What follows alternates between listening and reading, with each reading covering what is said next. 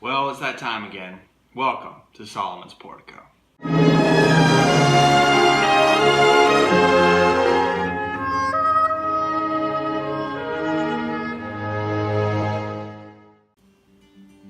Well, I know it's been a long time since we've had a video of any kind, but in some ways there's no excuse, in some ways there's a lot of excuses. There's been a lot that's been going on in my life. Some of it's been time management, some of it's just been the fact of just different things happening to me and just me being unable because of that, like a death in the family, which was a sad experience, but then getting married, which is a happy experience, and then getting a dog. Lots of things have happened to me over the course of the last couple months. And also the finalization of my book. There you go. You can get it on Amazon.com. The ebook version, like electronic, is $8. That's for Kindle, and the paperback version is $9.99. And if you got Amazon Prime, then that would be free shipping for you. And so please give it a shot, and I think you'll like it.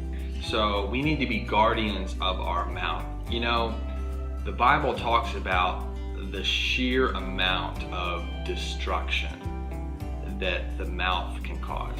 It also talks about the mouth in a positive light. You know, it's interesting, fire is a force either for good or for evil, depending how it's used. You know, with a small spark and with a small flame, it says in James, you can cause a great blaze. And then it compares the tongue to a fire. But we know that a fire can also give light. It can give heat to people that are cold. So in that way, the tongue can cause a good fire. But the Bible describes it in James as being like a dangerous fire. So we need to be guardians of our tongue. The Bible says, Proverbs 13 verse 3, the one who guards his mouth preserves his life. The one who opens wide his lips comes to ruin. Oh man, how many times, even just being married in a short while, have I opened up my mouth wide and not thought about what I was saying. And for a short moment of time, it has caused me a degree of ruin. And so I don't recommend that. My wife is looking at me aghast. I mean, open mouth, insert foot, right? We've all had those moments. But we can stop ourselves from having as many moments if we are diligent to be guardians of our mouth.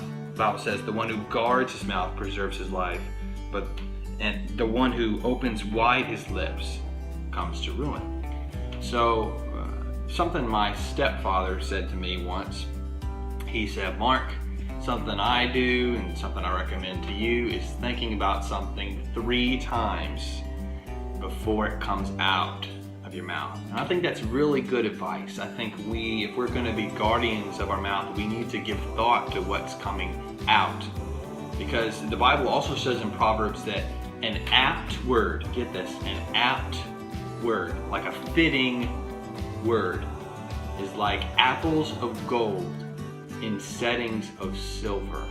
An apt word is like apples of gold in settings of silver. So if that's the case, if that's how rare and precious a good word, a fitting word, an apt word is, then it may take us time to sort out the golden apples, the golden delicious apples versus the not so golden rotten fruit coming out of our mouth. We need to discern, because we aren't fully sanctified yet. Even if you've been walking with the Lord for a good long while, there may be some issues you got to deal with your mouth. And so we got to be diligent guardians of our tongues. So let's do that together. And if you've got any advice for taking care of this mouth and being a mouth guardian, why don't you put that in the description below. As always, please like, comment, or subscribe if anything about this was beneficial to you today. And as always, until next time, stay frosty, my friends.